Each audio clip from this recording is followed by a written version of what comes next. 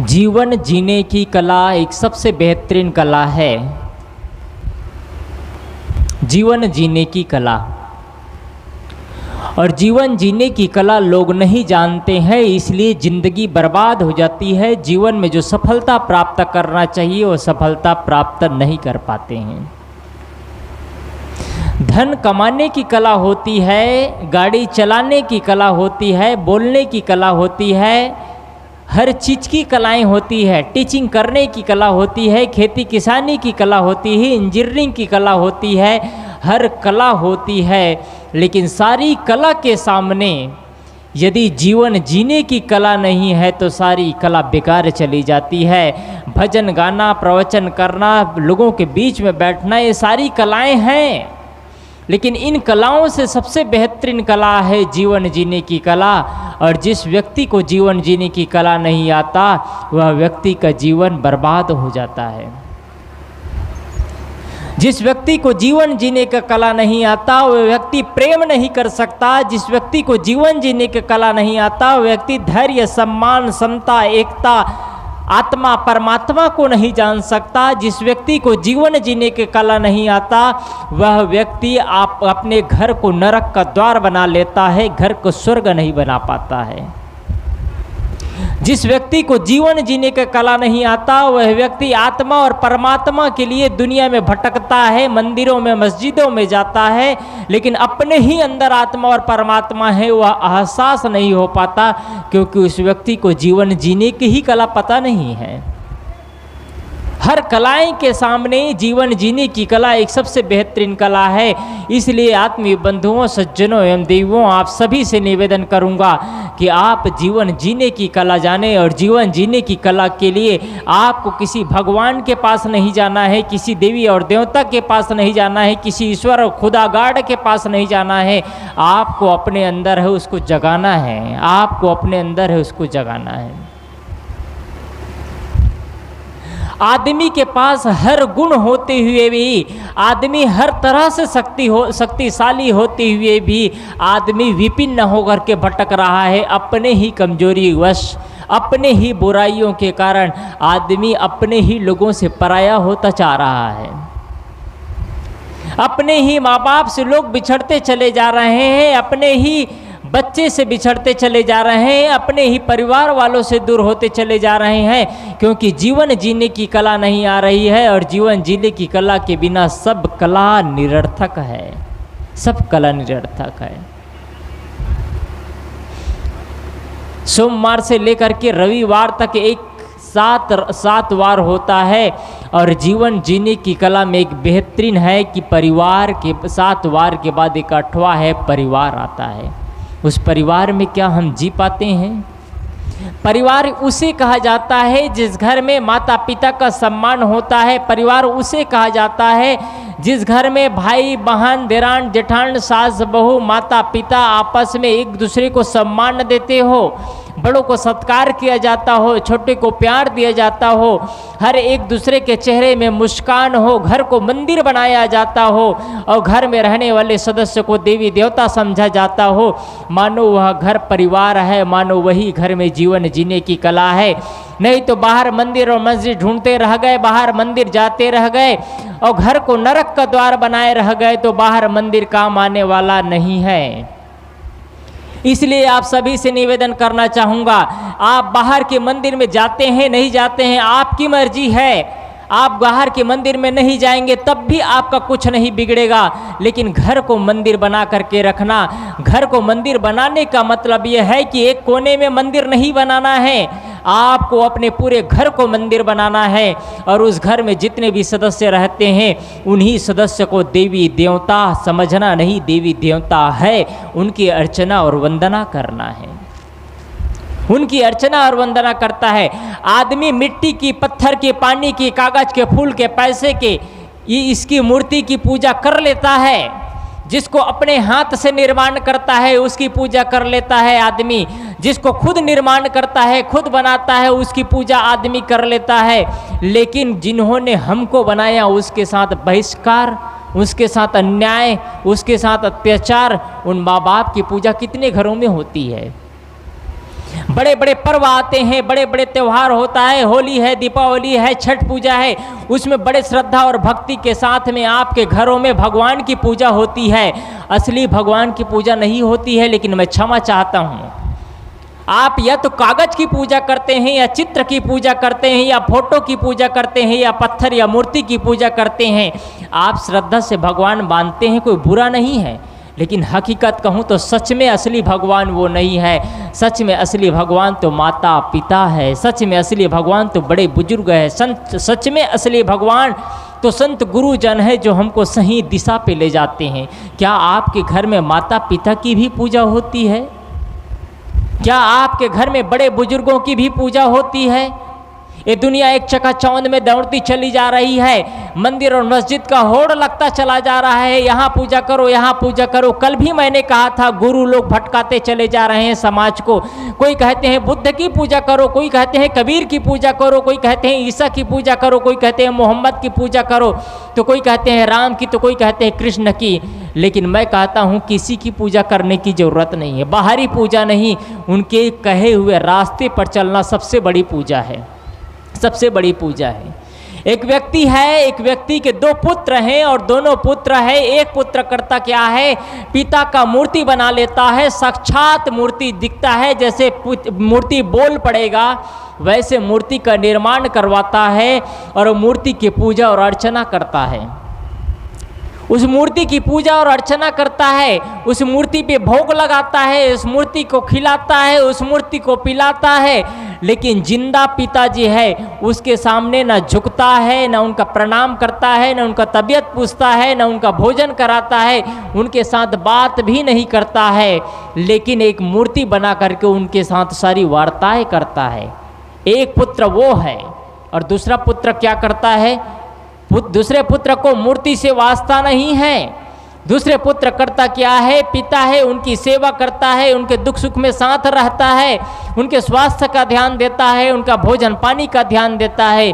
एक पुत्र वो है जो दूसरे पुत्र वो है जो जिंदा पिता को मानता है। हम क्या कर रहे हैं, हम क्या कर रहे हैं, हम कबीर की पूजा कर रहे हैं, लेकिन कबीर के कहे रास्ते पर नहीं चल रहे हैं। बुद्ध की, महावीर की, ईसा की, मोहम्मद की, राम के, कृष्ण की पूजा कर रहे हैं, लेकिन उनके बताए हुए रास्ते पर नहीं चल रहे हैं। तो हमारी सारी पूजा तो बेकार चली गई ना, सारी पूजा बेकार चली गई। इसलिए आप सभी से निवेदन करूंगा, आप एक ऐसे विचारों से जुड़िए, भ्रांतियों से बचिए, कर्मकांड और पाखंड से बचिए। आज हमारा एक भारत एक ऐसा देश है जहां हर कोने कोने पर मंदिर बना हुआ है और मंदिर आज व्यवसाय चल चुका है। पंडे और पुजारियों को व्यवसाय बन चुका है। इसकी पूजा उसकी आराधना, इसकी पूजा इसकी आराधना एक व्यवसाय बन चुका है। जिस व्यक्ति को कुछ करने नहीं आता हो, एक मंदिर बना ले, मंदिर का पुजारी बन जाए, उसका पेट रोजी चलेगा, व्यवसाय चल चुका है। मैं कहा करता हूं लोगों से, मंदिर और मस्जिद से जिस दिन पैसा बैन कर दिया जाएगा, जिस दिन पैसा बैन कर दिया जाएगा, 6 महीना वो मंदिर उखाड़ करके फेंक दिए जाएंगे। कोई मंदिर में पूजा नहीं होगी, सारी मंदिर के पूजा बंद कर दिए जाएंगे। पूजा किसकी हो रही पता है? पूजा पैसे की हो रही है। पैसे की जरूरत है, नहीं है नहीं, लेकिन वहाँ सिर्फ पेट के लिए कर रहे हैं, समाज के लिए नहीं, कल्याण के लिए नहीं, सिर्फ अपना घर और परिवार चलाने के लिए कर रहे हैं। जीवन के आचरण में कोई मतलब नहीं है। वही अंडा, मांस, मछली, शराब, गुटखा सब कुछ खा पी रहे हैं, गाली गलौज दर रहे हैं, हिंसा कर रहे हैं, निंदा कर रहे हैं, चुगली कर रहे हैं, विचार कर रहे हैं, जुआ खेल रहे हैं। सारा क्रियाक्रम चल रहा है और इधर से मंदिर भी चल रहा है। इधर मंदिर बना है, मंदिर के बगल में कोई भगवान, कोई देवी देवता किसी के बलि नहीं मांगता है, किसी का मांस नहीं मांगता है। लेकिन आदमी एक ऐसा राक्षस जानवर बन चुका है, मैं कटु कह रहा हूँ, क्षमा चाहता हूँ, लेकिन आदमी एक ऐसा खूंखार जानवर बन चुका है जो मांस भी हजम कर जाता है, मांस भी हजम कर जाता है। शाकाहारी जानवर, शाकाहारी आदमी होता है, मांसाहारी जानवर का दांत नुकीला होता है, मांसाहारी जानवर का नाखून नुकीला होता है, लेकिन आदमी एक ऐसा खूंखार हो चुका है जो सब कुछ हजम कर जाता है। आत्मियों, बंधुओं, प्रकृति के द्वारा आप यहाँ बैठे बहुत से लोग जो मांसाहारी भी करते होंगे, क्षमा चाहता हूँ, आपका भोजन वो नहीं है। प्रकृति द्वारा वरदान मिला है, प्रकृति से हमें सुंदर भोजन मिल रहा है, सुंदर नेचुरली चीज मिल रहा है, शाकाहारी चीजें मिल रही है, फिर मांस का भक्षण क्यों करते हैं? प्रकृति से हमें हरी हरी सब्जियां मिलती है, पौष्टिक सब्जियां मिलती हैं, हमको 40, 50 रुपये, 60 रुपये, 70 रुपये में अच्छी अच्छी सब्जियां मिल जाती है। और आदमी एक ऐसा खूंखार हो चुका है जो 700, 800, 1000 रुपये किलो का मांस लेकर के खाता है। कौन सा विकास कर लेंगे आप? कौन सा विकास कर लेंगे आप? हम इतने अच्छे सौभाग्यशाली हैं कि हमारे भोजन में किसी की हत्या नहीं होती है। और वो कितना दुर्भाग्यशाली व्यक्ति होगा जिसके भोजन में किसी की हत्या होती है, किसी को वध किया जाता है, किसी का प्राणघात किया जाता है। किसी व्यक्ति को कहा जाए तुम अपने चमड़ी से तुम 700 रुपये किलो में मांस खरीदते हो, तुम्हारा मांस मैं 5000 रुपये किलो में खरीदूंगा, क्या तुम अपने शरीर से 5 ग्राम चमड़ी काट करके दे सकते हो? कोई आदमी देने के लिए तैयार नहीं होगा। दूसरे के दर्द पीड़ा का एहसास नहीं होता है और आदमी इंसान बन जाता है। इंसानियत आनी चाहिए। आत्मीय बंधुओं, सदगुरु कबीर का यही संदेश है, जीव मत मारो बापुरा, सबका एके प्राण, हत्या कभी न छूटी, कोटिन सुनो पुराण। आप लाख पुराण सुन लो, लाख वेद मंत्र सुन लो, लाख गायत्री मंत्र सुन लो, इससे पाप कटने वाले नहीं हैं। अगर कर्म खराब है, गंगा में नहाने से पाप नहीं कटने वाला है। आज गंगा में नहाने से पाप कटता है नहीं कटता है नहीं जानता मैं। करीब 15 से 17 साल इलाहाबाद में रहना होता है, तो इलाहाबाद में गंगा मुख्य स्नान के दिन पाप कटते हैं नहीं कटता पता नहीं, लेकिन न जाने कितने लोगों के जेब कट जाते हैं और कितने बूढ़े भीड़ में दब करके मर जाते हैं। वही गंगा स्नान में पाप और मुक्ति की बात कही जाती है। वही स्नान में यदि कोई नांगा बाबा के पहले कोई गंगा में स्नान कर दिया, पहले घूस करके स्नान कर दिया, तो वही धड़ से गर्दन अलग कर दिया जाएगा। वो स्थिति रहती, किसी को घुसने नहीं दिया जाता है, वही भाला से काट दिया, भाला से मार दिया जाएगा, ऐसी स्थिति रहती है। क्या ऐसे जगह में जाने से मुक्ति मिल जाएगी? मुक्ति मन की अवस्था है, मुक्ति मन की अवस्था है। मन को निर्मल करो। इसलिए सदगुरु कबीर साहब ने कहा है, जाको मन निर्मल भया, जैसे गंगा नेर पीछे पीछे हरि फिरे, कहत कबीर कबीर। जिस समय सदगुरु कबीर साहब, आज से 625 वर्ष सदगुरु कबीर साहब का इस धराधाम में जन्म हुआ था, ज्येष्ठ पूर्णिमा की गर्मी में आए गर्मी लेकर, फटकारा सारे दंभियों को प्रेम फुहारा देकर। सदगुरु कबीर ने प्रेम फुहारा देकर के सारे दंभियों को, सारे आडंबर को तोड़ने का प्रयास किया। जिस समय सदगुरु कबीर साहब आए उस समय भी गंगा की प्रसिद्धि रही है और आज भी गंगा की प्रसिद्धि है। जिस समय सदगुरु कबीर साहब रहे, लगभग सदगुरु कबीर साहब ने वाराणसी के आसपास ज़्यादा समय काटा है। और सदगुरु कबीर साहब वाराणसी में रहे होंगे तो निश्चित ही वाराणसी का पानी साफ और शुद्ध रहा होगा।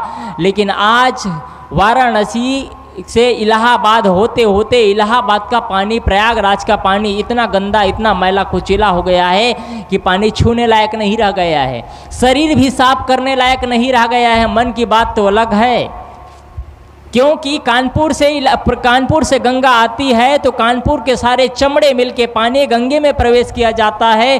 और पूरे इलाहाबाद, इतनी बड़ी आबादी है, उसका सीवर लाइन का पानी पूरा का पूरा प्रयागराज गंगा में जाती है। मैं मेरे आंखों देखे, अभी भी देख सकते हैं आप। इलाहाबाद में जाएंगे, इलाहाबाद में जाने के बाद में कबीर आश्रम है, कबीर आश्रम से 1 किलोमीटर पीछे पूरे बहुत बड़ा फिल्टर लगा है, जहाँ कचड़े बस को फिल्टर किया जाता है और सीवर लाइन के पानी को गंगा में प्रवेश किया जाता है। क्या वहाँ नहाने से मैल धुलेगा? वो पानी इतना खतरनाक पानी है कि वहाँ नहाने से बीमार पड़ जाएगा आदमी। मैं अपने बातों पर आऊँ, आपको अपने घर को मंदिर बनाना होगा। आप किसी देवी और देवता की पूजा मत करो, चलेगा, लेकिन आप सभी से निवेदन करना चाहूँगा, कम से कम कभी कभी त्योहारों में, कभी कभी नया वर्ष में अपने माता पिता की पूजा कर लिया करो, माता पिता की आरती उतार लिया करो। माता पिता को बुढ़ापे की अवस्था में आपका धन नहीं चाहिए, आपकी संपत्ति नहीं चाहिए, आपका ऐश्वर्य नहीं चाहिए, आपका गाड़ी घोड़े नहीं चाहिए, आपके मोबाइल नहीं चाहिए, आपका भौतिक साधन नहीं चाहिए। माता पिता को बुढ़ापे की स्थिति में बस माँ बाप का सम्मान चाहिए, माँ बाप का प्यार चाहिए। और क्या आप अपने माँ बाप को सम्मान दे पाते हैं? क्या आप अपने माँ बाप को प्रेम कर पाते हैं? आज अवसर मिला है, आज अवसर मिला है माँ बाप से प्रेम करने का, आज अवसर मिला है माँ बाप की सेवा करने का। बहुत से लोग हैं जो माता पिता की सेवा करना चाहते हैं, तरसते हैं माता पिता के, लेकिन सौभाग्य कहो या दुर्भाग्य कहो, उस लोगों की माँ बाप नहीं है, बेचारा माँ बाप के लिए तरसते रह जाते हैं।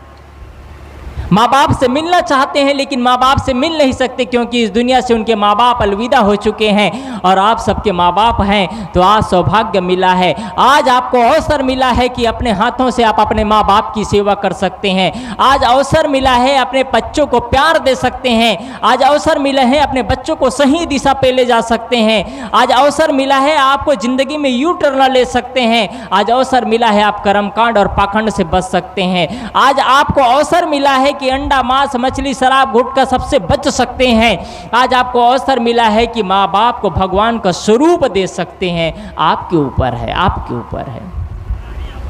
इसलिए आप सभी से निवेदन करना चाहूँगा कि आप माँ बाप की सेवा करिए। बुढ़ापे की स्थिति में यदि कभी आप माँ बाप की सेवा करते हैं, माँ बाप की पूजा और अर्चना कर लेते हैं, बुढ़ापे की स्थिति में कभी माँ बाप के चरणों में मत्था टेक लेते हैं, कभी माँ बाप के गले में हार चढ़ा देते हैं, फूलों का हार चढ़ा लेते हैं, आरती उतार लिया करते हैं, तो माँ बाप के चेहरे में मुस्कान बढ़ जाती है, माँ बाप के चेहरे खिल जाते हैं और माँ बाप को जीने का संबल मिल जाता है। आत्मीय बंधुओं, बुढ़ापे की स्थिति में माँ बाप को जीने का सहारा मिल जाता है, आपका प्रेम और आपका प्यार। क्या आप माँ बाप को देते हैं? यदि आप वही प्यार और प्रेम आज माँ बाप को नहीं दे रहे हैं, तो कल के डेट में वही प्यार और प्रेम आपको भी नहीं मिलेगा। या आज यदि आप अपने माँ बाप को सम्मान नहीं दे रहे हैं, माँ बाप की आरती नहीं उतारते हैं, माँ बाप के साथ नफरत का भाव रखते हैं, तो कल के आने वाले पीढ़ी भी आपके साथ नफरत का भाव रखेगा। कल के आने वाले पीढ़ी भी आज जैसे आप अपने माँ बाप से बर्ताव करते हैं, वैसे आने वाली पीढ़ी भी कल आपके बच्चे आपके साथ बर्ताव करेंगे। आप कैसे बर्ताव करते हैं? कैसे बर्ताव करते हैं? जब आप नौकरी में जाते हैं, खेत जाते हैं, खलिहान जाते हैं, ड्यूटी में जाते हैं, ऑफिस जाते हैं, तो कहीं भी जाते हैं, तो घर से जाते समय माँ बाप का चरण स्पर्श करके जाते हैं, तो माँ बाप आपके आने का राह देखते रहते हैं। सुबह से लेकर के शाम तक आपके इंतजार में बैठे होते हैं, मेरे बेटे आ रहे होंगे, बेटे आ रहे होंगे। आपकी साया घर तक रहती है, आपके साया, आप माँ बाप की आशीर्वाद आप तक पहुँचती है और माँ बाप आपके रास्ते देखते रहते हैं। जैसे ही आप घर में आते हैं, घर में आकर के माँ बाप का फिर से चरण स्पर्श कर लेते हैं, माँ बाप के चेहरे में पुनः मुस्कान आ जाता है, माँ बाप के चेहरे खुल उठते हैं और उनको लगता है आज भी मेरे बच्चे मेरे अपने हैं, मेरे अपना कहाँ मानते हैं। इसलिए आत्मीय बंधुओं, आप सभी से निवेदन करूंगा कि आप बाहर में मंदिर बनाओ या मत बनाओ, बाहर मंदिर की पूजा करो या मत करो, कम से कम घर में मंदिर बना लो, घर को मंदिर बना लो, पूरे घर को मंदिर बना लो और घर के सदस्यों के साथ में देवी देवता की तरह व्यवहार करो। आपका घर स्वर्ग बन जाएगा, आपका घर में निहाल हो जाएगा, आपके घर में आनंद ही आनंद बिखरेगा। यही तो जीने की कला है, इसी को तो जीने की कला कहा जाता है। एक आदमी जज था और जज की कला इतनी अच्छी कला थी, जजमेंट इतनी अच्छा देता था, वो इतना अच्छा जजमेंट देता था और जजमेंट का तजुर्बा अलग होता है, उनका अहंकार अलग होता है, उनका निर्णय क्षमता अलग होता है। कड़वे शब्दों में तेज एक शब्द बोलते हैं, वो बातें नहीं करती है जजमेंट का, जज का एक बातें नहीं करती है। एक जज था, अपना जजमेंट दिया करता था। एक दिन हुआ क्या, उनके यहाँ उनके मित्र आए और मित्र आकर के पूछते हैं, हेलो मित्र, भाई साहब कहाँ हैं? उसके भाई साहब, उनका मित्र घर में नहीं था, घर में उनकी पत्नियाँ थी, उनकी पत्नी थी और उनके बच्चे थे। उनके पत्नी और बच्चे थे, और पत्नी और बच्चे से उनके जज साहब के मित्र आए और अपने मित्र के पत्नी और बच्चे के साथ बैठ करके आराम से चर्चा कर रहे थे, वार्ताएं कर रहे थे, अच्छी अच्छी वार्ताएं चल रही थी। एक दूसरे के चेहरे पे मुस्कान था, एक दूसरे के चेहरे पे मुस्कान था, सब हंस करके मुस्कुरा रहे थे। इतना में कुछ देर बाद में उनके मित्र आते हैं, और जैसे ही मित्र आते हैं उनके पत्नी उनके बच्चे तुरंत उठ करके अपने कमरे में चले जाते हैं, बोलती बंद हो जाती है। जज साहब घर में आते हैं, उनके मित्र पूछते हैं भाई साहब क्या बात है, अभी तक आपके पत्नी आपके बच्चे मेरे साथ बैठ करके अच्छी अच्छी वार्ताएं कर रहे थे, चेहरे में मुस्कान था, सब हंस रहे थे, लेकिन आपके आते ही आपके पत्नी आपके बच्चे कमरे के अंदर चले गए, बोलती बंद हो गई। मित्र इतना में कहता है किसकी औकात है जो मेरे सामने बैठ करके बात करे। इतना में उनका जज साहब का मित्र कहते हैं भाई साहब आपका कहना ठीक नहीं है, आपका घर ये घर है, ये आपका कोर्ट नहीं है। इतने में उनकी पत्नी को साहस मिलता है, उनकी पत्नी अंदर से कहता है भाई साहब अपने मित्र को कह दो जैसे ही जज से कुर्सी से उतरते हैं तो अपना कोट जैसे उतारते हैं वैसे ही अपना जजमेंट भी जजपना भी वहाँ छोड़ के आया करे, अपना जजपना घर में मत लाया करे, हम लोग को जीना मुश्किल हो जाता है, हम लोग बात भी नहीं कर सकते हैं। उनकी पत्नी अंदर से बोलता है, उनका मित्र कहता है भाई साहब ऐसा करना ठीक नहीं है, आपका घर जज बनना अच्छी बात है, जज की कला अच्छा है, लेकिन जीवन जीने की कला नहीं है तो जज की कला बेकार चली जाती है। ऐसे ही आप घर में वार्ताओं मित्रों से अच्छी वार्ताएं करते हैं और घर में कटु कुटुहार बोलते हैं, घर में कड़वे शब्द बोलते हैं तो आपका बोलना बेकार चला जाता है। इसलिए मैंने पुनः अपनी बात पर आऊँ कि आपको अपने घर को मंदिर बनाना है, बाहर मंदिर काम आने वाला नहीं है, बाहर मंदिर कोई काम नहीं आएगा। बाहर का मंदिर तो सिर्फ स्थापना है, बाहर की मंदिर तो सिर्फ शोभा है, बाहर की मंदिर की स्थापना और शोभा उसकी शोभा इसी में है कि उस जहाँ जिस भगवान को बिठाया गया है, जिस मूर्ति को बिठाया गया है, उस मूर्ति के हिसाब से उस भगवान के चित्र से उनके चरित्र तक पहुँचना, ये भगवान की इस मूर्ति की सार्थकता है। चित्र से चरित्र तक पहुंचना ये मूर्ति की सार्थकता है, मूर्ति स्थापना की सार्थकता है, पूजा की सार्थकता है। और सिर्फ हम चित्र की पूजा करते गए और चरित्र की पूजा नहीं किए, चरित्र पर नहीं बढ़े तो हमारी पूजा सारी बेकार चली जाती है। आत्मीय बंधुओं, पूजा चरित्र की होती है, पूजा चित्र की नहीं होती है। आज तक इस दुनिया में किसी भी हीरो हीरोइन की पूजा नहीं होती है, किसी एक्टर का पूजा नहीं होता है। हमारे भारत एक ऐसा धर्म प्रधान देश है जहाँ बड़े बड़े महापुरुषों की पूजा होती है, चरित्र की पूजा होती है। श्री राम की, कृष्ण की, बुद्ध की, महावीर की, ईसा की, मोहम्मद की, किसी भी महापुरुष की पूजा करते हैं तो चित्र की पूजा करते हैं और साथ साथ उसके चरित्र की याद करते हैं। और मात्र चित्र की पूजा होती तो हम बड़े बड़े महापुरुष कहते हैं जो दिखने से अच्छे नहीं दिखते हैं, जिस दिखने से अच्छे महान सुकरात थे, सुकरात दिखने से अच्छे नहीं दिखते थे, लेकिन उसकी पूजा किया करते थे क्योंकि उनका स्वभाव सुंदर था, उनका जीवन सुंदर था। संत ईसा थे जिसे क्रास पे लटकाया गया, लेकिन आज उसकी लोग पूजा करते हैं क्योंकि उनका जीवन सुंदर था, उनका चरित्र सुंदर था। महान सुकरात को जहर दिया गया, विष का प्याला पिया गया, और जहर का विष का प्याला पीते हुए वो कहते हैं कि किसी को इन लोगों को माफ़ कर देना, ईश्वर से प्रार्थना करते हैं, हे ईश्वर इन लोगों को माफ़ कर देना, ये लोग नादान है, ये लोग समझ नहीं पा रहे हैं।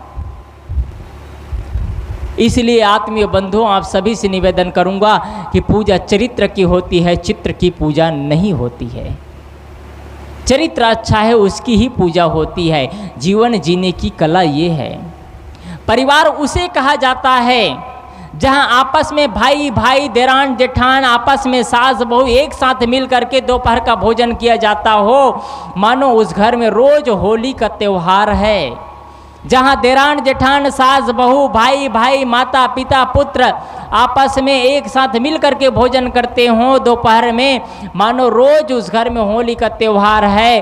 और जिस घर में रात्रि में ऑफिस से, ड्यूटी से, खेत से, खलिहान से, कहीं से भी आने के बाद में आपके घर में, कहीं से भी आने के बाद में आपके घर में एक दीप प्रज्वलित कर लिया जाता हो और माता पिता की आरती वंदना कर लिया जाता हो, माता पिता के चरणों में मत्था टेक लिया जाता हो और दीप प्रज्वलित करके आरती ले लिया जाता हो, पूजा कर लिया जाता हो, मानो उस घर में रोज दीपावली का त्यौहार है। आप साल में एक बार मनाते हैं, मैं कहता हूँ आपके घर में रोज दीपावली का त्यौहार हो सकता है, आपके घर में 4 चांद लग जाएंगे, आपका घर स्वर्ग बन जाएगा। जिस दिन आपके घर में माता पिता का पूजा शुरू हो जाए उस दिन आपके घर के नक्शे बदल जाएंगे। आपके ऊपर है, आप बदलना चाहते हैं तो आपके ऊपर है।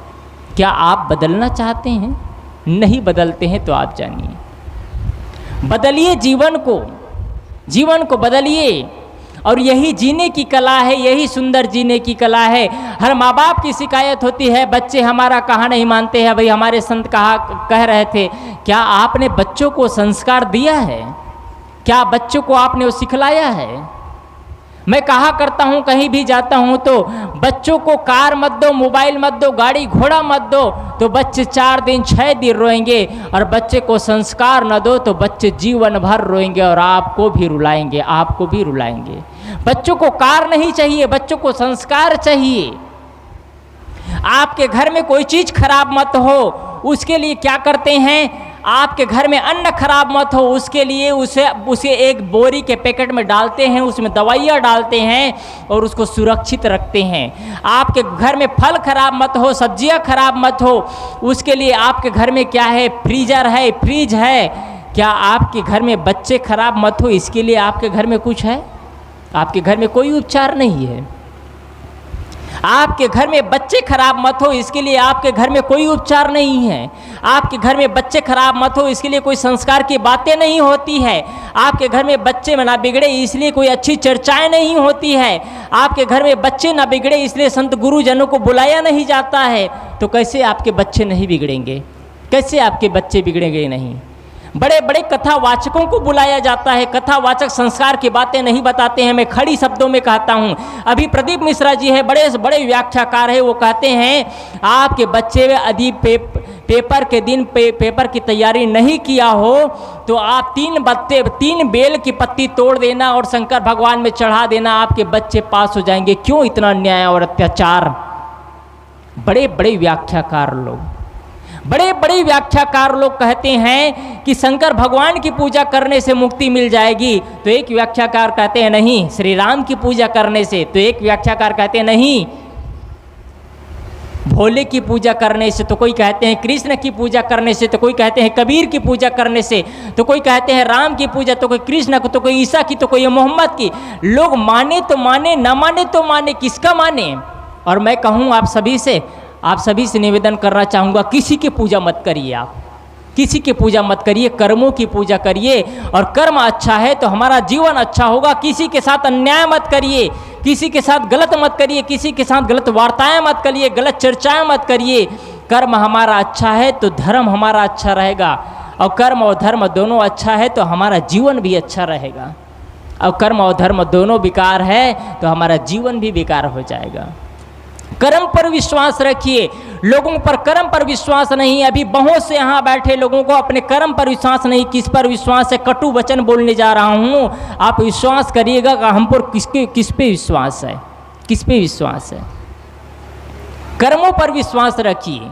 सदगुरु कबीर ने इसलिए कहा है, कर्म कमाई आपने निष्फल कभी न जाए, बोया पेड़ बबुल का आम कहाँ से खाए। यदि आपने पेड़ बबुल का बोया है तो आम नहीं खा सकते हैं। इसलिए आपको करना क्या है? अच्छे कर्म करना है। एक जगह जयपुर एक शहर है, राजस्थान में पड़ता है, वहाँ एक व्यक्ति ने करीब 80 लाख रुपये का मकान बनाया। 80 लाख रुपये का मकान बनाया, और मकान बनाने के बाद में स्पेशल मकान बना था, टाइल मार्बल सब लगा था, फॉल सीलिंग था, पुट्टी था, सब कुछ। उसके बाद में मकान के ऊपर में एक आदमी ने क्या था, मकान के बाद में ऊपर में एक आदमी ने काला टायर लटका दिया था, पुराना टायर। लोगों ने पूछा, भाई साहब ये क्यों लटकाया गया है? संत ने पूछा क्यों लटकाया है? तो उन्होंने कहा, महात्मा जी इस टायर लटकाने से इसमें मकान में किसी का नज़र नहीं लगेगा। महात्मा ने कहा, इतनी अच्छी बात है, टायर लटकाने से मकान में किसी का नज़र नहीं लगेगा, और लटकाए हैं तो पुराना टायर लटकाए हैं। एक काम करना, तुम अपने गले में नया टायर लटका लेना, तुमको मौत का नज़र नहीं लगेगा। आदमी मकान बनाया, 80 लाख रुपए का मकान बनाया, छड़ सीमेंट की मजबूती पर भरोसा नहीं है, उसकी इंजीनियरिंग पर भरोसा नहीं, उसकी टेक्नोलॉजी पर भरोसा नहीं है, उसके छड़ सीमेंट सरिया गिट्टी रेत बालू पर विश्वास नहीं है, इंजीनियरों की इंजीनियरिंग पर विश्वास नहीं है। किस पर विश्वास है? उसको पुराने टायर पर विश्वास है, इंजीनियरिंग पर विश्वास नहीं है। आदमी गाड़ी लेता है तो 40 लाख 50 लाख 80 लाख 90 लाख की गाड़ी लेता है, उस गाड़ी पे इंजीनियरिंग पर भरोसा नहीं है, उसके टेक्नोलॉजी पर भरोसा नहीं है। गाड़ी को किस पर भरोसा, आदमी को किस पर भरोसा होता है?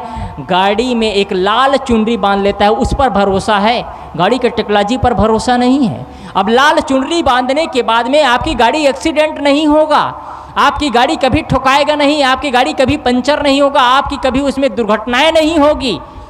आदमी का दिमाग कैसे उलट गया है देखिए।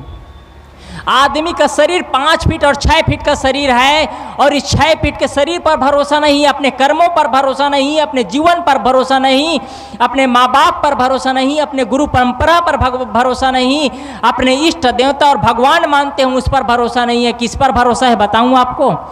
आदमी एक अपने पैर में काला धागा बांध लेता है, उस पर भरोसा है। आदमी यहाँ ताबीज बांध लेता है, उस पर भरोसा है। आदमी यहाँ अंगूठी पहन लेता है, उस पर भरोसा है। अपने कर्मों पर भरोसा नहीं है। ये दुनिया के पंडित लोग महागोरख धंधे वाले हैं, उस पर भरोसा मत करना, अपने कर्मों पर भरोसा करना। ये तो अपना व्यापार चला रहे हैं, अपना पैसा कमाने के लिए अंगूठियाँ बेचते हैं, अपना पैसा कमाने के लिए मंत्र तंत्र पढ़ते हैं, उससे कुछ भी नहीं होने वाला है।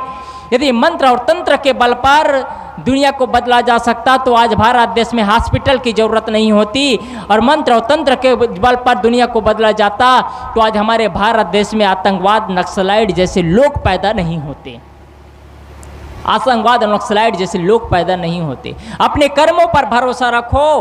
आप शौक से अंगूठी पहनो ना पहनो कोई बात नहीं, लेकिन इससे कुछ नहीं होने वाला है। मैं चैलेंज देता हूं, आप अंगूठी निकाल दो तब भी वही रहेंगे, और अंगूठी पहनेंगे तब भी वही रहेंगे। सदगुरु कबीर का यही करारा जवाब है कि अपने कर्मों पर भरोसा रखो, और अपने कर्मों पर भरोसा रखो। सुंदर खान पान रखो, सुंदर बोली बर्ताव रखो, सुंदर आचरण रखो। आदमी बोलता अच्छा है, खाता कड़वा है, कड़वा बोलेगा तो कड़वा भी खाएगा एक दिन।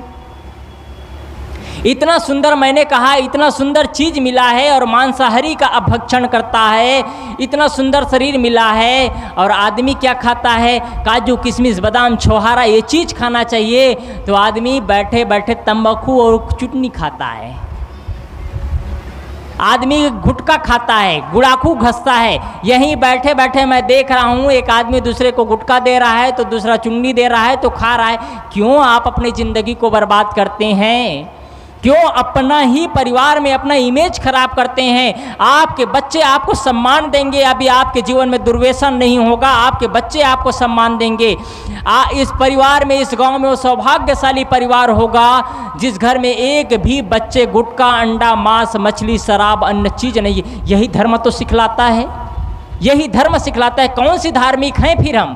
कैसे धार्मिक है? कैसे कृष्ण की पुजारी है, कैसे बुद्ध की पुजारी है, कैसे राम की, कैसे महावीर की, कैसे मोहम्मद की पुजारी हैं? कौन से महापुरुष है जो हमको गुटखा शराब अंडा मांस मछली सिखलाता है?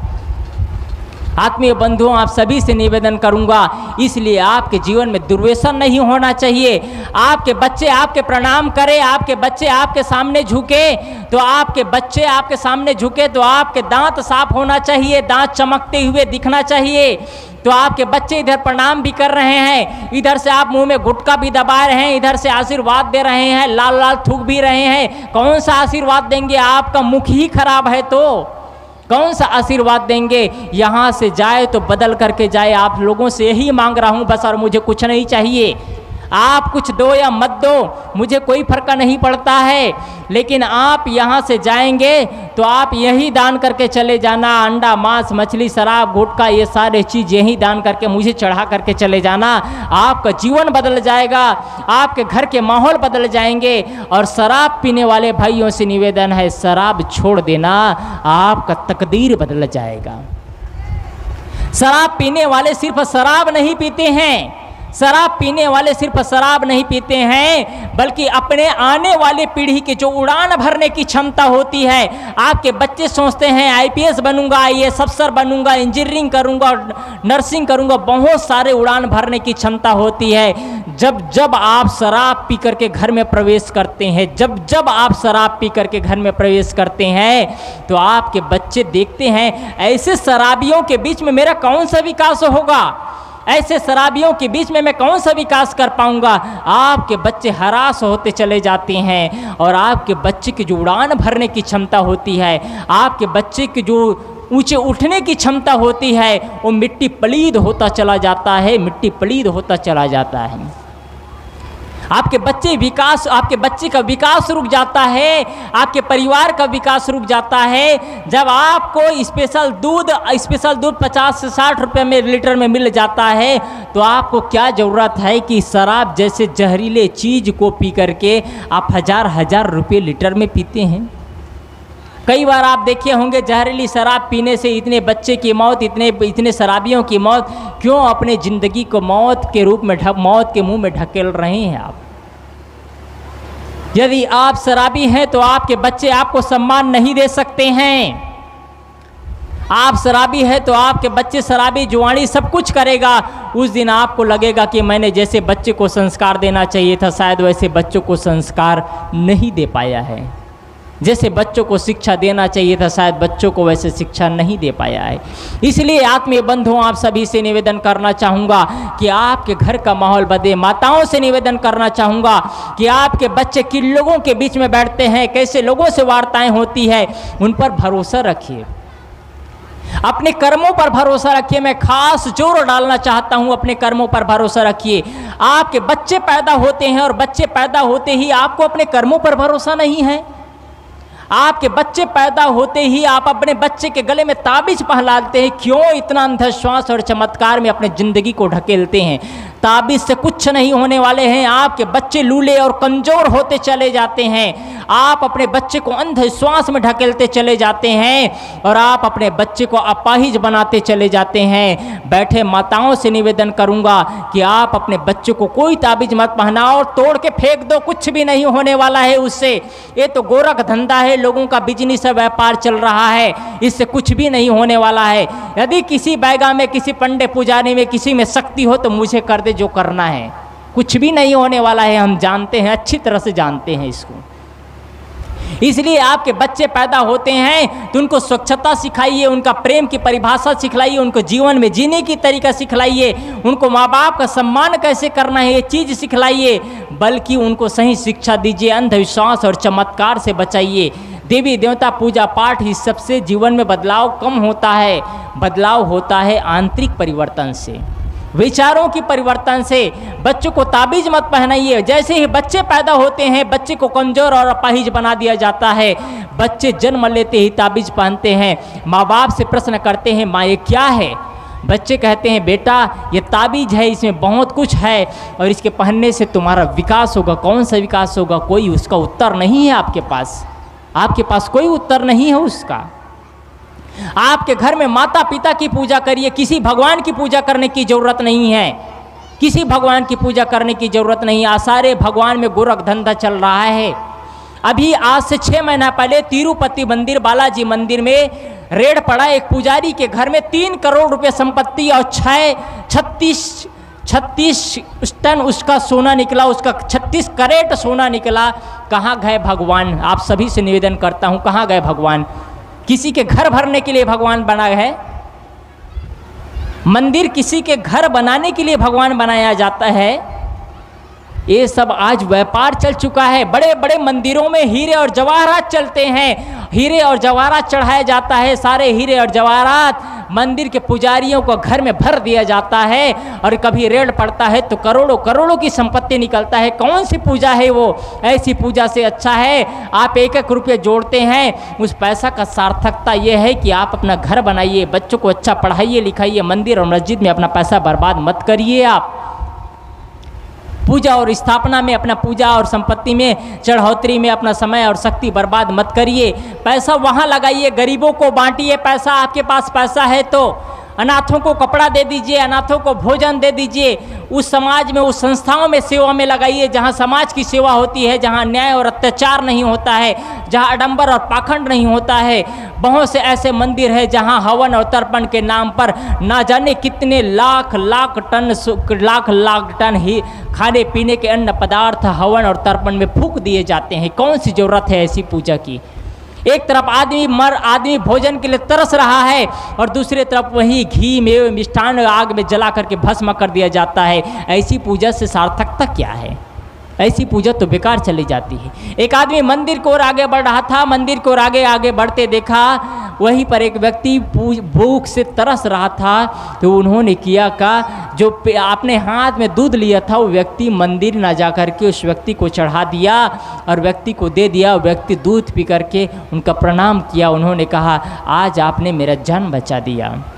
व्यक्ति कहते हैं, आज मैं भगवान से मुलाकात कर लिया। उसको ज़रूरत नहीं है फिर भगवान के पास जाने का। इसलिए आत्मीय बंधुओं, आप सभी से निवेदन कर रहा हूँ, माताओं से निवेदन कर रहा हूँ, कोई पंडे और पुजारी के पास जाने की ज़रूरत नहीं है, किसी को बैगा को हाथ दिखाने की ज़रूरत नहीं है, किसी को झड़वाने और फुकवाने की ज़रूरत नहीं है, किसी बैगा और ओझा के पास जाने की ज़रूरत नहीं है।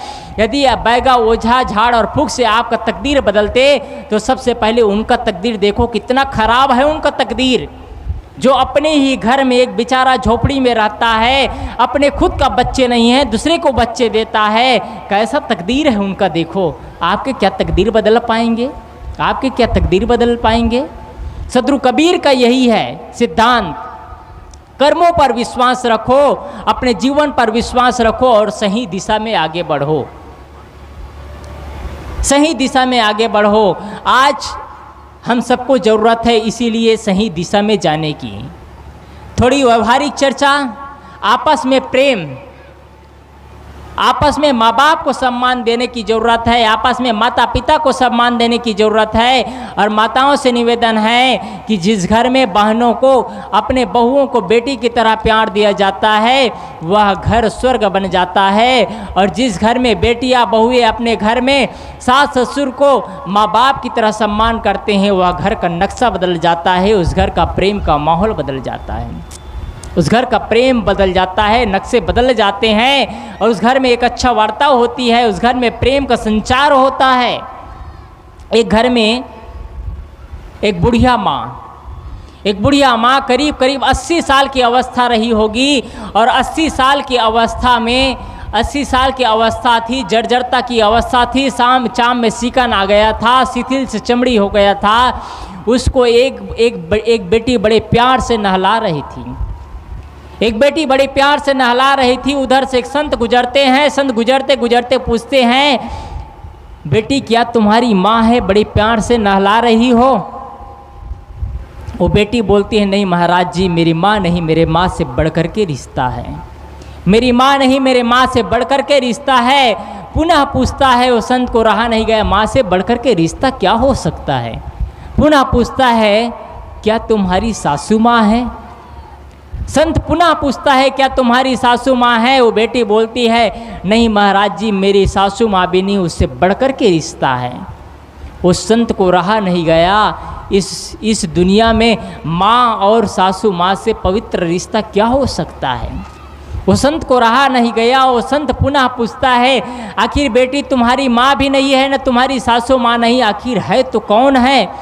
वो बेटी बोलती है, संत जी, ये वो माँ है जिसके कोख में मेरे सुहाग पला है। संत जी, ये वो माँ है जिसके कोख में मेरे सुहाग पला है, जिसके बदौलत आज मेरे माथे में बिंदिया है, आज मेरे हाथों में चूड़ी है, आज मेरे पैर में माहौर है, जिसके बदौलत आज मेरे गले में मंगलसूत्र है। क्या इतना प्रेम होने के बाद में किसी सास और बहू के बीच में टकराहट होगी? क्या इतना प्रेम होने के बाद में किसी के घर में नफरत का बीज बोया जाएगा? इसलिए आत्मीय बंधुओं, आप सभी से निवेदन करूंगा कि प्रेम करना सीखिए, आपस में बच्चों को अच्छा संस्कार दीजिए, अच्छा संस्कार दीजिए, भ्रांतियों से बच्चों को उठा करके रखिए। इसलिए मैं बीच में कह रहा था कि बच्चे को कहा करते हैं कि बच्चे हमारा कहा नहीं मानते। आप सभी से एक प्रश्न है, क्या बच्चे को पाठ सिखलाया है आपने कि आपके बच्चे आपका कहा माने? आपने पाठ सिखलाया, क्या पाठ सिखलाया है? धन कैसे कमाना है पाठ सिखलाया। बच्चे धन कमा रहे हैं। आपके 6 बीघा ज़मीन था, उसको 8 बीघा करने का ताकत बच्चे रखते हैं।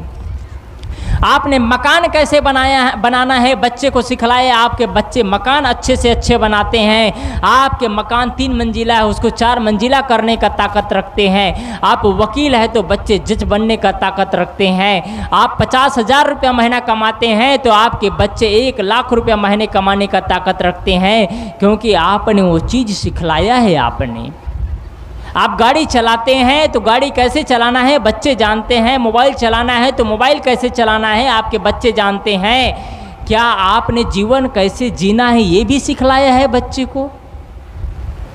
कैसे बड़ों को सम्मान करना है, कैसे माता पिता की आरती उतारना है, कैसे माँ बाप के चरणों में मत्था टेकना है, क्या कभी आपने ये भी पाठ सिखलाया है? आप खुद अपने जीवन में माँ बाप की आरती नहीं उतारते, आप अपने जीवन में खुद माता पिता के चरणों में मत्था नहीं टेकते, तो आपके बच्चे कैसे मत्था टेकेंगे? आपके बच्चे कैसे मत्था टेकेंगे? आप कभी मंदिर में, कभी अनाथालय में नहीं ले जाते बच्चों को, कभी बच्चों को आश्रमों में नहीं ले जाते, कभी बच्चों को वृद्ध आश्रम में नहीं ले जाते। और आश्रमों में ले जाकर के कैसे सेवा और शुद्धाई और साधना किया जाता है, कैसे संत जन खुद का निर्माण करते हैं, खुद को तराशते हैं, ये चीज़ आप बच्चों को ले जा कर के नहीं सिखलाते हैं, तो आपके बच्चे कैसे मान जाएंगे आपका कहा? मात्र आपकी संपत्ति देने से आपके बच्चे आपके कहाँ मान जाएंगे? संपत्ति तो गैर लोग भी दे देते हैं अन्य लोगों को। संपत्ति तो गैर लोग भी, अपने बच्चे नहीं उसको भी संपत्ति बांट दिया करते हैं। क्या इतने मात्र संपत्ति दे देने मात्र से कोई माँ बाप हो जाएंगे? क्या किसी के कोख से मात्र बच्चा पैदा हो जाने से माँ बाप हो जाते हैं? जब तक उसके अंदर मातृत्व भाव पैदा ना हो, जब तक उसके अंदर पितृत्व भाव पैदा ना हो, तब तक कोई माता और पिता नहीं बन जाता है। जब तक अच्छा संस्कार ना दे पाए तब तक कोई माँ और बाप नहीं बन पाता है।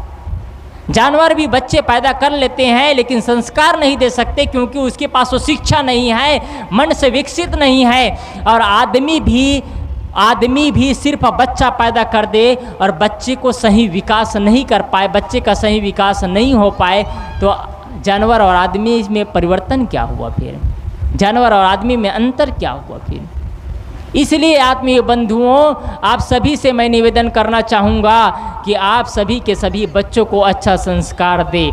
एक चीज़ और मैं कहना चाहूँगा कि जीवन को तराशिए, जीवन को तराशिए। और तराशा सत्संग में ही जाता है। जितना ही इस दुनिया में कोई भी चीज़ को तराशा जाता है, उतना ही इस दुनिया के सारी चीज़ कीमती होती चली जाती है। वैसे ही आप जीवन को तराशते हैं तो आपका भी कीमत बढ़ता चला जाता है, आपका भी कीमत बढ़ता चला जाता है। जब खदान से हीरे निकाले जाते हैं तो खदान से हीरे निकालने के बाद में हीरे का कीमत बहुत कम होता है, हीरे की कीमत बहुत कम होता है। एक सूरत, गुजरात शहर में सूरत डायमंड सिटी के नाम से जाना जाता है, वहाँ हमारा आश्रम है। वहाँ एक व्यापारी आया और हीरे दिखाया तो कंकड़ की तरह दिखता था, लेकिन कहे महाराज जी इसी हीरे को तराश दिया जाए तो हीरे के 56 पहल बनेंगे, और 56 पहल बनेंगे और हीरे का कीमत 5 से 6 गुना बढ़ जाएगा। जो हीरे 2 लाख रुपये है वही हीरे 10 लाख रुपये तक भी बिकेगा। हीरे को तराश देने के बाद में, हीरे को तराशने के बाद में हीरे की कीमत बढ़ जाता है। कच्चा लोहा खदान से निकालते हैं तो कच्चा लोहा को निकालते हैं तो इसका कीमत बहुत कम होता है। वही लोहे को तराश दिया जाता है, फिर कोई रूप दे दिया जाता है, कोई आकार दे दिया जाता है, खिड़की दरवाजे बना दिए जाते हैं, लोहे का श्रृंगार कर दिया जाता है। वही लोहे का रेट कई गुना बढ़ जाता है। छोड़िए लोहे की बात, हीरे की बात छोड़ दीजिए। आप साधारण से पानी, अभी आपके यूपी में पानी की कमी नहीं है। आप 10 फीट 15 फीट खोदो पानी मिल जाता है। हजारों टन पानी आप ऐसे ही बहा देते हैं, कोई कीमत नहीं होता है। वही पानी को फिल्टर कर दिया जाता है और फिल्टर करने के बाद में इस बोतल में भर दिया जाता है, इसी बोतल में भर दिया जाता है। वही पानी है, हजारों टन पानी ऐसे बहा देते हैं, लेकिन यही पानी 1 लीटर बोतल में भरने के बाद 20 रुपये लीटर में मिलता है। पानी वही है, तरासा गया है, पानी का कीमत बढ़ गया, और यही पानी को आप 20 रुपये लीटर पे 20 रुपये लीटर में रेलवे स्टेशन में खरीदते हैं। यही पानी को एयरपोर्ट में चले जाएंगे, जगह बदल देंगे, पानी का कीमत 50 रुपये लीटर हो जाता है। वैसे ही आप जीवन में अपने को तराशते हैं, आपका कीमत बढ़ता चला जाता है। जब हमारा भारत देश पेट्रोलियम खरीदता है बाहर से, तो बॉयलर में पेट्रोल आता है, और पेट्रोल आने के बाद में उस पेट्रोल में भारत सरकार 30 से 35% टैक्स लगाती है, फिर 30 से 35% राज्य सरकार टैक्स लगाती है, और ऐसे आते आते आते आते फिल्टर करने के बाद आप तक पहुँचते पहुँचते जो पेट्रोल बनने में करीब करीब 20 से 25 रुपये लीटर, 30 रुपये लीटर लगता है बनने में, लेकिन आप तक पहुँचते पहुँचते वो पेट्रोल 130 रुपया 105 रुपये लीटर हो जाता है। किया गया है, पेट्रोलियम को तराशा गया है, तराश करके जगह परिवर्तन किया गया है, रेट बढ़ता चला गया। आप भी अपनी कीमत बढ़ा सकते हैं। कैसे बढ़ाना है, अपना कीमत कैसे जानना है, एक घटना बताऊं, उसके हिसाब से आप समझ जाएंगे। एक व्यक्ति एक संत के पास गया, और संत के पास गया और संत से पूछता है, भाई साहब संत से पूछता है मेरा कीमत मैं कैसे जानूं, मेरे अपना कीमत कैसे जानूं? तो संत ने कहा, इन बातों को छोड़ो, जो अपना कीमत जानना चाहते हैं, इस घटना से आप जान जाएंगे कि आपका कीमत क्या है, आपका कीमत क्या है। संत ने कहा, इस बात को छोड़ो और मैं जो कह रहा हूँ वही करना। मैं एक तुमको कीमती चीज़ दे रहा हूँ, इसका रेट बस पता करके आना, इसको बेचना मत, इसको बेचना मत। वो व्यक्ति अपने बगल से बक्सा से एक पत्थर निकाला, और पत्थर निकाल करके उस व्यक्ति को दिया, और कहा, इस पत्थर को कभी बेचना मत, तुम जितना अधिक जगह हो सके इस पत्थर का रेट पता करते चले जाना, नीचे से ऊपर आगे बढ़ते बढ़ते जितना अधिक जगह हो सके इस पत्थर का रेट बस पता करते चले जाना। वो व्यक्ति आश्रम से निकलता है, महाराज जी के पास से बाहर निकलता है और रेट पता करते जाता है। जैसे ही प्रवेश निकलता है वहाँ से, और वहाँ से निकलते एक कबाड़ी मिलता है, कबाड़ लेने वाले, लोहे टिप्पा लेने वाले से पूछता है, भाई साहब आप इस पत्थर का क्या रेट लगाएंगे?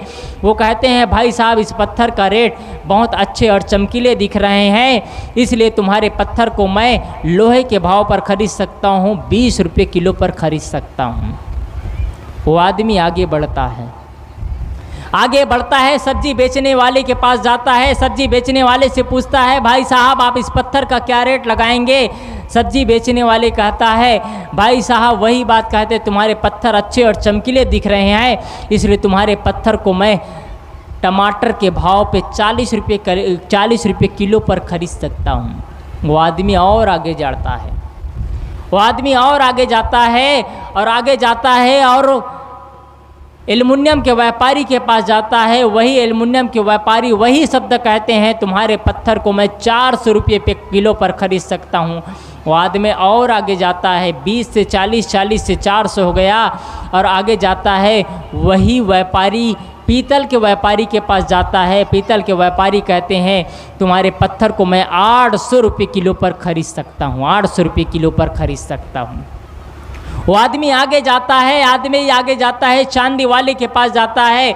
चांदी वाला कहता है कि तुम्हारे पत्थर को मैं 40,000 रुपये पे खरीद सकता हूँ। आदमी को संतोष नहीं होता है। वो आदमी सोने के व्यापारी के पास जाता है। सोने के व्यापारी कहता है तुम्हारे पत्थर को मैं 4 लाख रुपये तक खरीद सकता हूँ। आदमी को पर भी संतोष नहीं होता। एक हीरे के व्यापारी के पास जाता है। हीरे के व्यापारी कहते हैं तुम्हारे पत्थर को मैं 4 करोड़ में खरीद सकता हूँ। वो आदमी को पर भी संतोष नहीं होता है।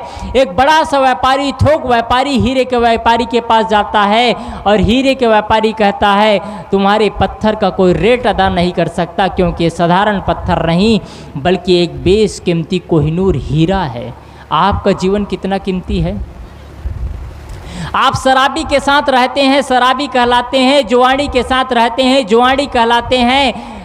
और नेता के साथ में रहते हैं, नेता कहलाते हैं। शिक्षक के साथ में रहते हैं, शिक्षक कहलाते हैं। अच्छे इंसान के साथ में रहते हैं, अच्छे इंसान कहलाते हैं। साधु के संत में रहते हैं, साधु कहलाते हैं। और कहीं रंग बदलते, संग बदलते बदलते रंग बदल जाता है और जीवन का तब्दील हो जाता है।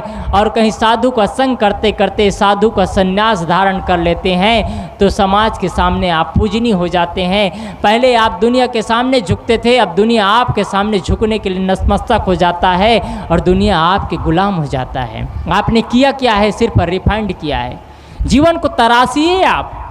इतना सोना, इतना हीरा सा जीवन मिला है, इतने जीवन में आज हम तराश सकते हैं, इतने अच्छे वाणी बोल सकते हैं, इतने मुख से अच्छे संचार कर सकते हैं, जीवन में आपस में प्रेम का संचार कर सकते हैं, घर को स्वर्ग बना सकते हैं, जिससे मिले लोग महसूस करेंगे हम अच्छे लोगों से मिलते हैं। जीवन में एक आनंद को महसूस कर सकते हैं। हम जीवन को गलत दिशा की ओर ले जा रहे हैं, गलत दिशा की ओर जा रहे हैं। यदि हम जीवन को गलत ढंग से जीते हैं तो हम खुद अपमानित होते हैं। जीवन को गलत ढंग से जीते हैं तो बच्चे आपको अपमान महसूस करते हैं। इसलिए आप अच्छा सम्मानपूर्वक जीवन जिए। आपके जीवन में कोई दुर्व्यसन नहीं होना चाहिए, आपके जीवन में कोई गलत विचार नहीं आना चाहिए, आपके जीवन में कोई गलत सेवन नहीं होना चाहिए, आपका जीवन पूजनीय होना चाहिए। इसलिए सदगुरु कबीर साहब कहते हैं, जो कुछ करो सो पूजा। पूजा समझ करके करो। आपका जीवन पूजनीय होना चाहिए। आपका चलना, आपका बोलना, आपका खाना, आपका पीना, आपका हर क्रियाकलाप पूजनीय हो। आपके कर्मों के सामने लोग आपके कर्मों को याद करें, आपकी बोली वर्ताव को याद करें, आपके जीवन को याद करें। आप इस दुनिया से जाए तो लोग आपकी याद करें, वास्तव में वो आदमी था, उनका जीवन कुछ अलग ही था, उनके जीवन में कुछ निरालेपन थे, उनके जीवन में कुछ जीने का अंदाज ही अलग था। उन्होंने अपने घर को बदला, समाज को बदला, परिवार को बदला और एक नए दिशा देकर के समाज को चला गया। इसलिए आत्मीय बंधुओं, मैंने अपने बात शुरू की थी कि कर्मों को सुधारना जीवन में बहुत बड़ी उपलब्धि है। जब तक हम कर्मों को नहीं सुधारते हैं तब तक जीवन नहीं सुधरता है। इसलिए कर्मों पर भरोसा रखिए। भगवान और भगवती के चक्कर में अपना समय और शक्ति बर्बाद मत करिए। हर घर में भगवान है, हर घर में सदस्य है, वही भगवान है। आपका घर मंदिर है, फिर बाहर भगवान और देवी और देवता, बाहर मंदिर और मस्जिद जाने की ज़रूरत नहीं है। सदगुरु कबीर का यही एक सिद्धांत है और सदगुरु कबीर का यही एक विचार है। इन विचारों के साथ अपने जीवन को आत्मसात करिए। बस इतना ही कहकर अपने वाणी को मैं विराम देता हूँ। बोलिए सद्गुरुदेव की जय।